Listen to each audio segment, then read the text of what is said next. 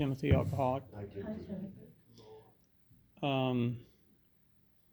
Boy, I heard a lot of really good central ideas, to this letting go, letting God stuff, and the pausing, and I heard a woman say in a Gopher State meeting. She was speaking for Al-Anon. She said the only time she's unhappy is when God or someone else ain't doing things her way. And that made so much sense to me, and I incorporated that into my thinking and my speaking, and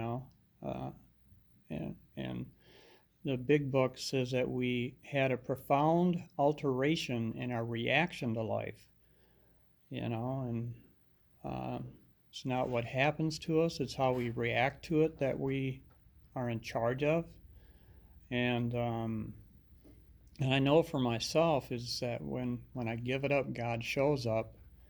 There's never been a 3-day waiting period, and the only time that the voice is a little unclear is if there's some part of me that just really prefers to do it my way, And one of the things we have on a lot of the walls in AA clubs, not sure there's one here, but the think, think, think slogan. And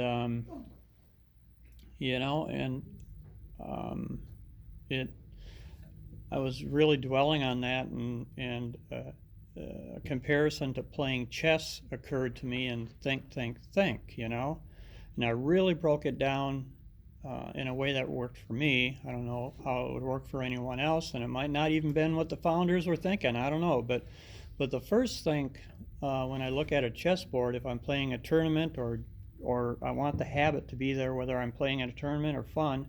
But the first look, if you're really good at something, like if you're a mechanic or anything, whatever it is, and you look at it and you kind of know right away what to do, just because you're so aware of it.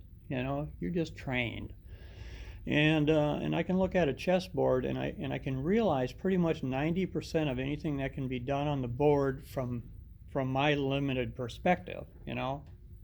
Pretty quick, just like that. You look at it, you know what you can and can't do.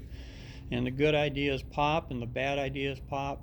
And that's the quick think. That's the first think, and it's a smaller think. And the second think in the slogan is a really big one. And if it's really important, the big think is like if I'm in a tournament, chess tournament. There I will comprehensively look at every move on the board, every move you can make, every move I can make, and I'll try and build on that and look into the future and how this is going to affect that.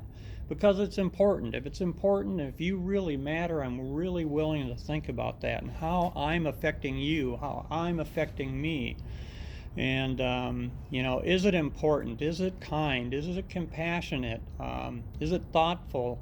Whatever. This applies to any area of our lives. And in the reading it talked about pause, and then we asked God to give us the right thought or the right action. We didn't say we're going to pick which one, you decide. Maybe it'll be both. I don't know. Some people think that they can think themselves into right action. Some people think that they can act themselves into right thoughts.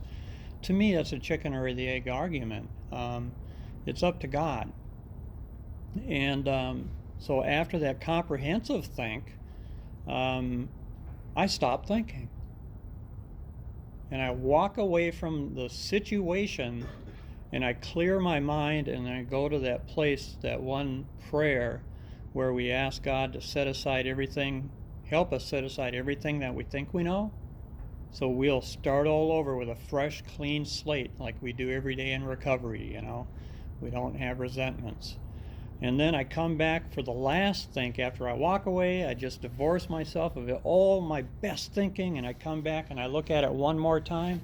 And in chess, you're playing a tournament, it's touch move. If you touch it, you got to move it. It's like a human being. If you touch a human, it better mean something, Good or bad, it means something, because that's making a very intimate contact.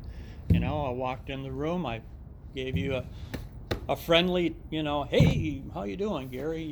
It's got to mean something. It's just not, flippant.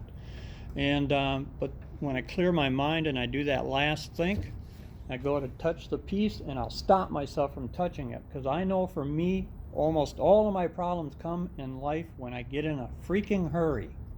want to be impulse driven. I want to do it now. I want to understand it now, and I'm judging something, and I got to do it, and I will do this. I'll keep almost touching the piece. I'll reach it and I'll get as close as I can to it. And there's something about intuitively knowing things that used to baffle us that comes up, that it gets unlocked when you get really close but don't do anything. And then the intuition takes over, and my best thinking most of the time is invalidated in a flash of intuition. It's like all of the big think that I did means nothing. I'll think of something that just shocks me. Oh God, I didn't think of that after everything. And then I'll move that piece.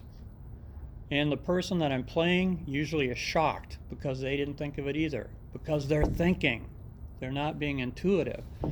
And so stopping thinking and quit obsessing and don't overthink it. It's like you think, and then you stop thinking about it and just act. Just do something, even if it's wrong. Even if I'm talking too long right now, who gives a shit? It's not about me. It's about our profound alteration and our reaction to life. You may not need to hear it, but I may need to say it. I might not need to say it, and you might need to hear it. I don't know. It's not up to me. I'm not in charge of what I say, and I'm not in charge of what you hear. God is in charge of what I say, and God is in charge of what you hear if you're doing step 3 and step 11. And especially if you've done in-between work, you clean out your bullshit. You know, this old man told me once, take the cotton out of your ears and stuff it in your mouth. You might learn something, you know. And it hurt at the time because my ego was acting and I was still drinking. And he told me I wasn't worth a shit to myself or anybody else. You know, when I'm drinking, I have no impulse control. I'm all impulse. And you guys taught me how to listen. And when I go to a meeting, I listen a whole bunch more than I speak. It's a privilege to be in a meeting of Alcoholics Anonymous and express that love that I have for you and the gratitude for saving my life. I love you. I'll pass.